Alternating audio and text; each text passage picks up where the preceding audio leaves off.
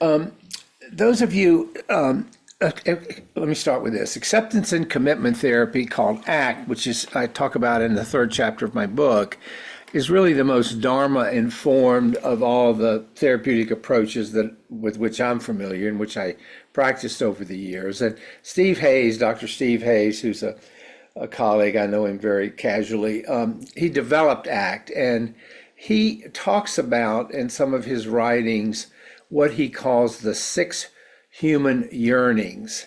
And it really sort of piqued my interest when I was rereading one of his papers recently. And so I thought maybe we would spend some time this morning addressing those yearnings through a Buddhist lens. And the yearnings, as he describes them, and I'll get into each of them in a little more detail, but just to let you know what the six are: belonging, orientation, feeling, coherence, meaning, and competence. And each of them really represent one aspect of the human condition. And the Buddha offers, the teachings of the Buddha rather, offer practical insights into these longings. And that's what I want to talk about this morning. And these yearnings are obviously deeply human and very important to us, but if not managed skillfully, can lead to suffering. Because when we misunderstand them, or pursue them in ways that trap us in cycles of craving and aversion, we're going to suffer. But if we come to them with mindfulness, with wisdom, with compassion, with discernment, these same yearnings can be pathways to greater freedom, a more meaningful and a more connected life. So I want to go through each of them and reflect on them and talk a little bit about each one from through the lens of the Dharma. The first one is one we talk about here very often, the human desire for belonging. It comes from a deep-seated wish for interconnectedness, which is a concept which is central to the Buddhist teachings. But this yearning becomes distorted when we construct what British psychiatrist Winnicott called a false self, this persona, this mask that we put on to gain approval and try to head off rejection.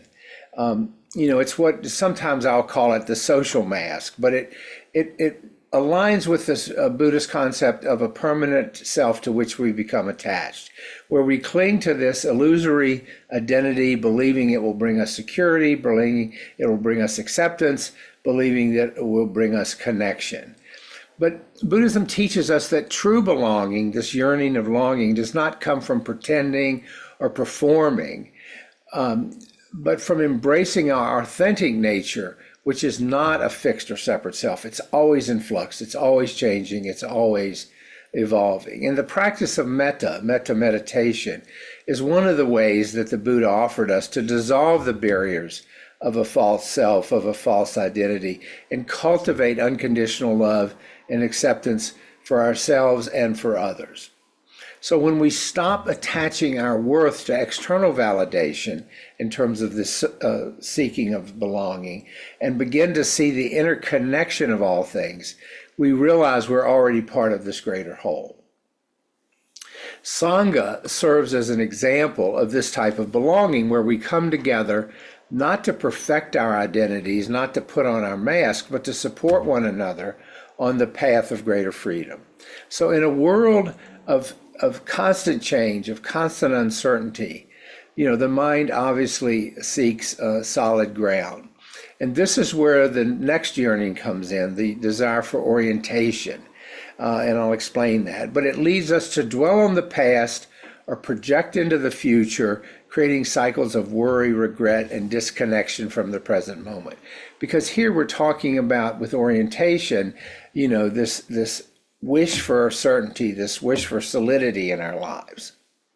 And the Buddha defined this, identified this tendency rather, and called it, or it's been called, the monkey mind, a restless and unsettled state of mind that keeps us trapped in suffering.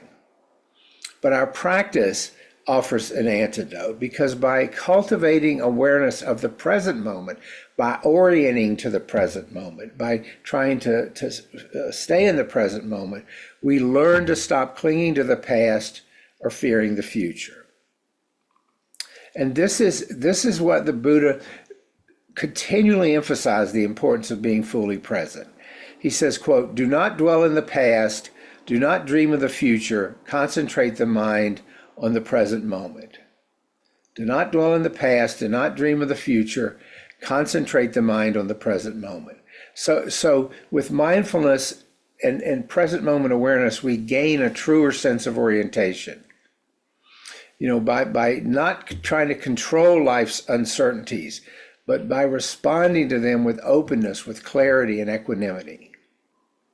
And one of the ways we can achieve this present moment orientation is with mindful breathing, grounding us in the here and now, focusing on the breath, whether we're sitting in formal meditation or sitting in our car in traffic. We can come to the breath. Because practicing that, coming to the breath, allows us to engage with life as it is in the moment, not as we wish it to be. So that's orientation, the second of the yearnings. The third is feeling.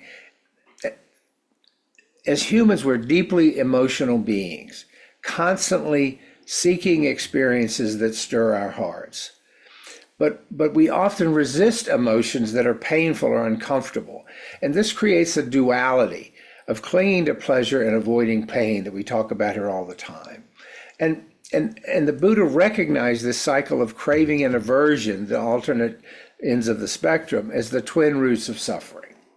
He taught that freedom comes not from escaping our emotions, but from embracing them, welcoming whatever shows up with mindfulness and non-attachment.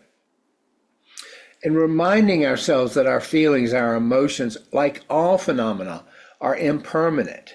They arise, they persist, and they pass away.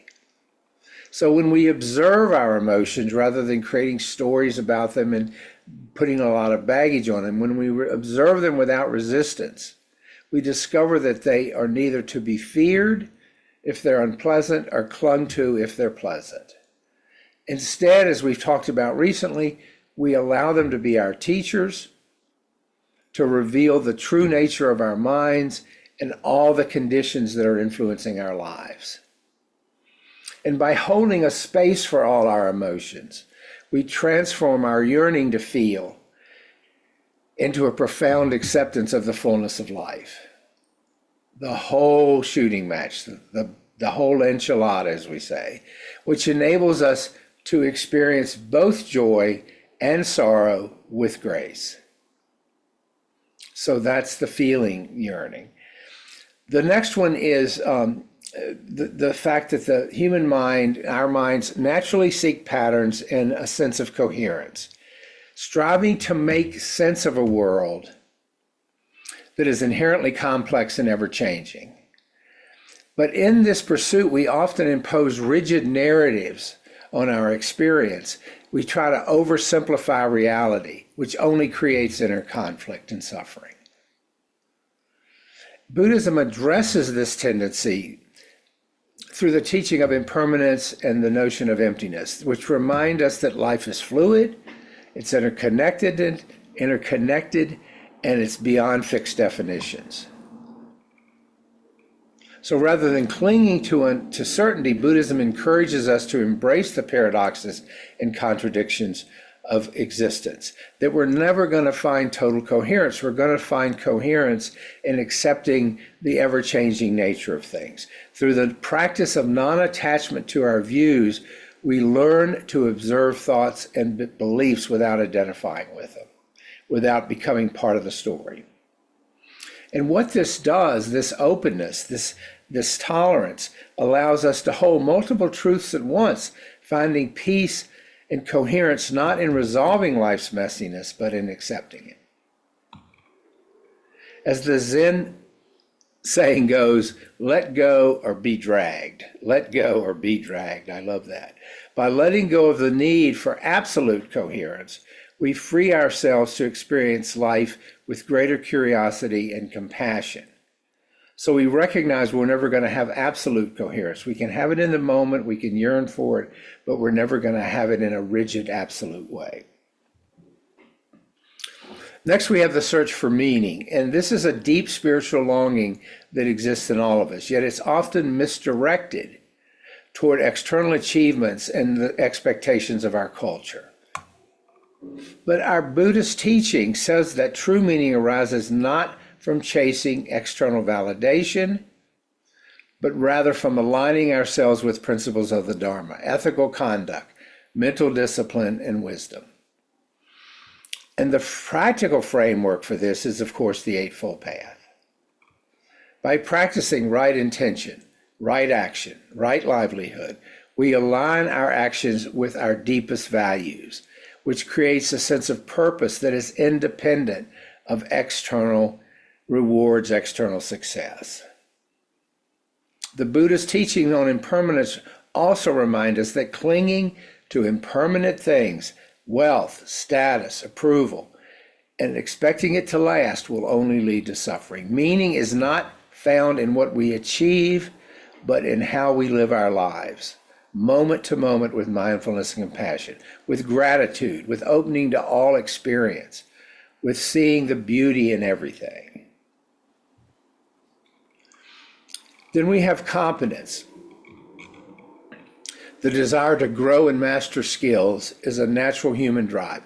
It goes to right effort. But if this yearning for competence gets entangled with our ego and we become impatient about it, it can lead to frustration and discouragement. If we set out to do something, to become competent at something, and we get all ego absorbed and impatient about it, we're probably not going to achieve competence, and we're guaranteed we're going to suffer.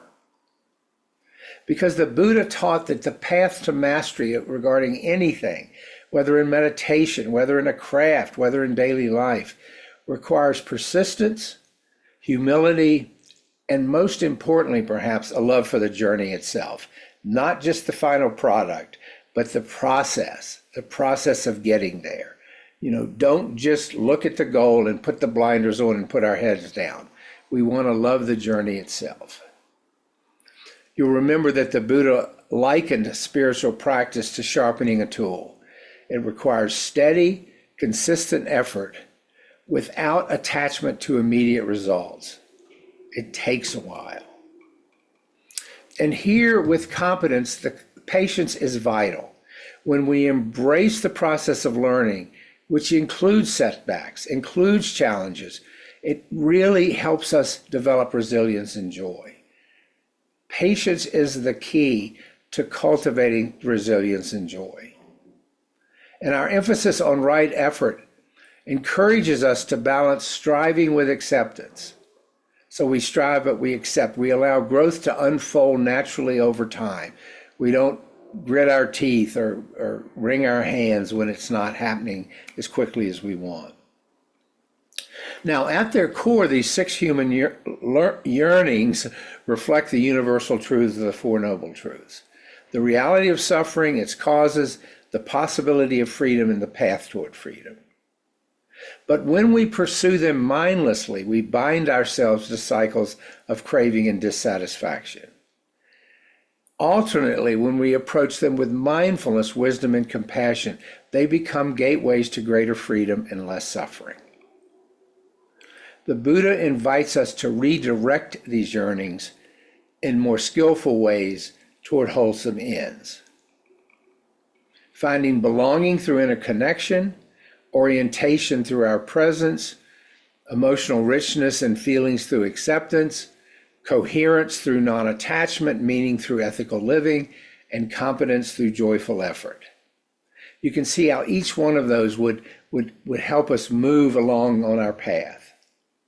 It's just a different way of framing the practice that Hayes came up with, and I like it. And in doing so, we transform our lives into a path of awakening, where every moment becomes an opportunity to grow in wisdom and compassion. Remember, the Buddha said, with our thoughts we make the world. With our thoughts we make the world.